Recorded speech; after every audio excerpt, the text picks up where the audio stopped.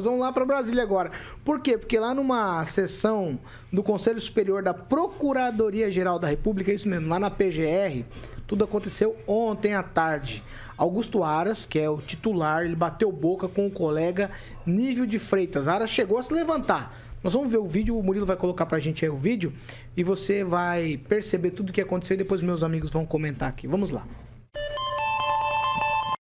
A situação de Elaeres não tem nada a ver com outra coisa, qual o interesse jurídico de Vossa Excelência aqui a defender interesses contrários ao interesse do doutor Joaquim? Só o doutor Joaquim não tem se interesse.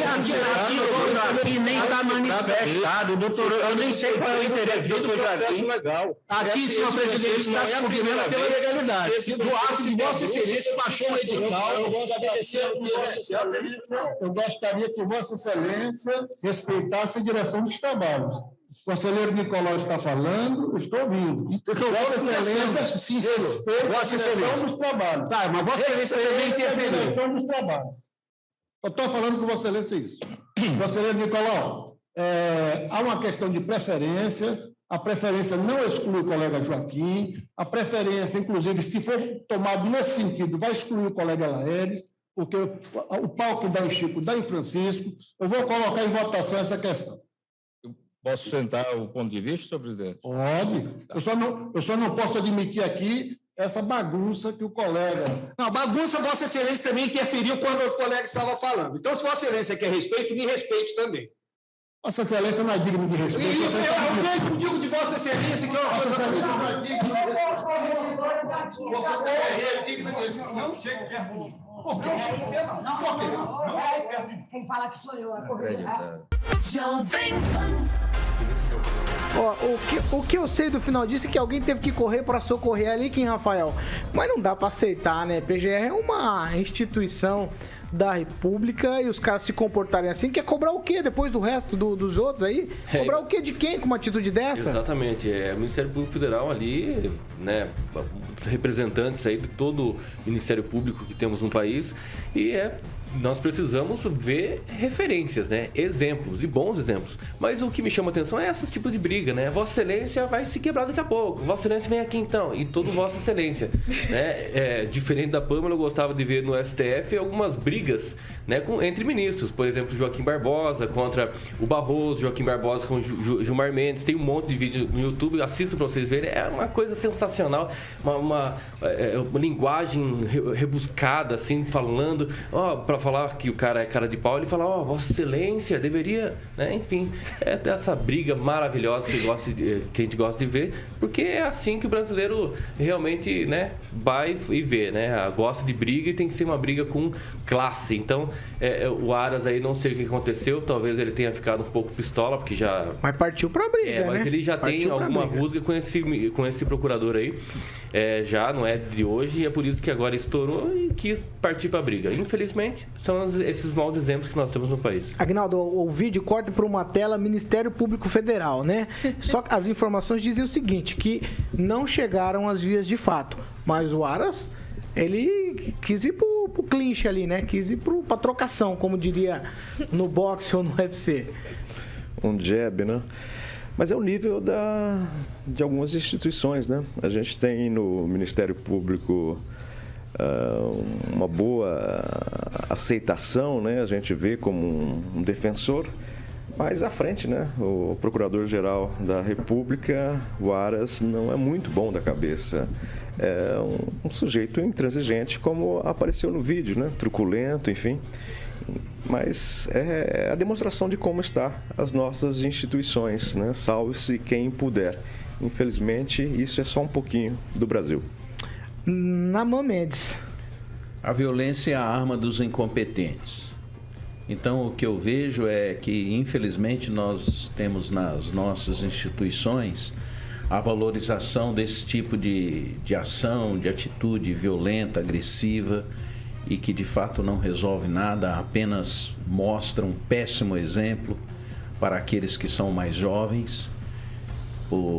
À medida que percebem essas coisas, começam a entender que a vida se resolve dessa maneira.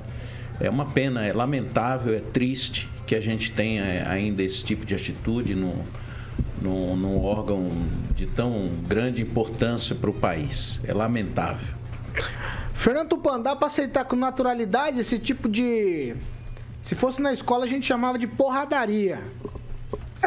Paulo Caetano, você sabe o que eu me lembrei, cara? Eu já vi tanta coisa nessa história de Vossa Excelência. Eu vou ter que falar um palavrão aqui. Durante uma sessão, eu vi um deputado falando para outro: Vossa Excelência é um tremendo filho da puta. Entendeu? Então, os caras falam barbaridades e a gente fica rindo do que acontece.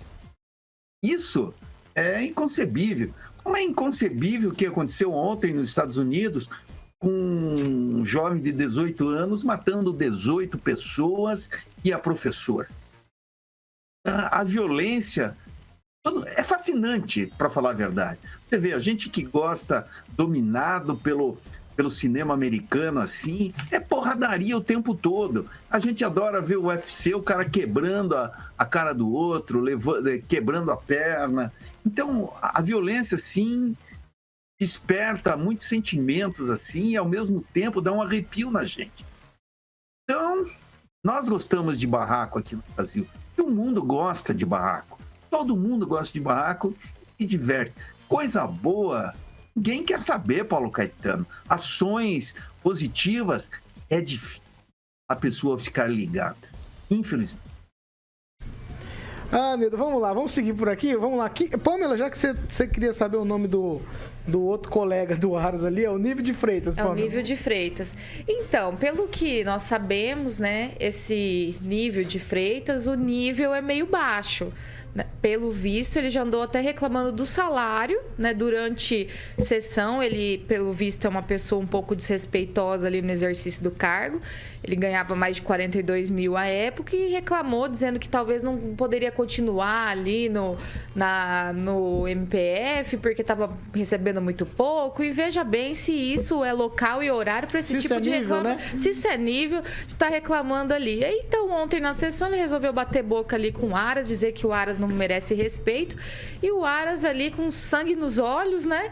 Partiu pra cima e a gente lamenta, porque se juntar essa imagem aí dos nobres procuradores quase saindo no braço ali, o segurança correndo para separar quando corta ali pra logo, né, da instituição, colocar o Gilmar Mendes chorando, né, durante uma sessão, rendendo homenagens ao advogado do Lula, né? Ah, porque o senhor é um advogado maravilhoso, chorando, um ministro que deveria ser neutro.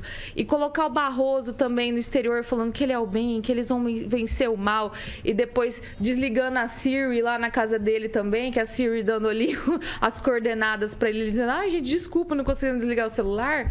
A gente tem um vídeo maravilhoso, assim, um verdadeiro meme, né? Só colocar no final aquele do motorista de ônibus, assim, a que ponto chegamos. Infelizmente tá triste a situação, mas quando a gente fala, nós somos errados, né? Eles são os maravilhosos, os intocáveis, nós não podemos criticar, né? Quem somos nós? Mas eu acho que poderiam contratar a Cristina Rocha, né, para começar a participar dessas sessões, porque caso de família ali, entrar com a doutora Nancy lá, dando um parecer: olha, eu acho que você talvez vai dar uma acalmada no pessoal aí. Pode ser na mão, um tweetzinho para você de volta, vai. É apenas observar que o bom senso e o equilíbrio é fundamental para a gente conduzir a vida, conduzir as pessoas.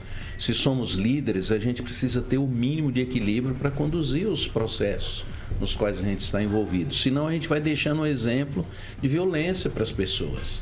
Esse é o governo tem que governar, tem que assumir as responsabilidades.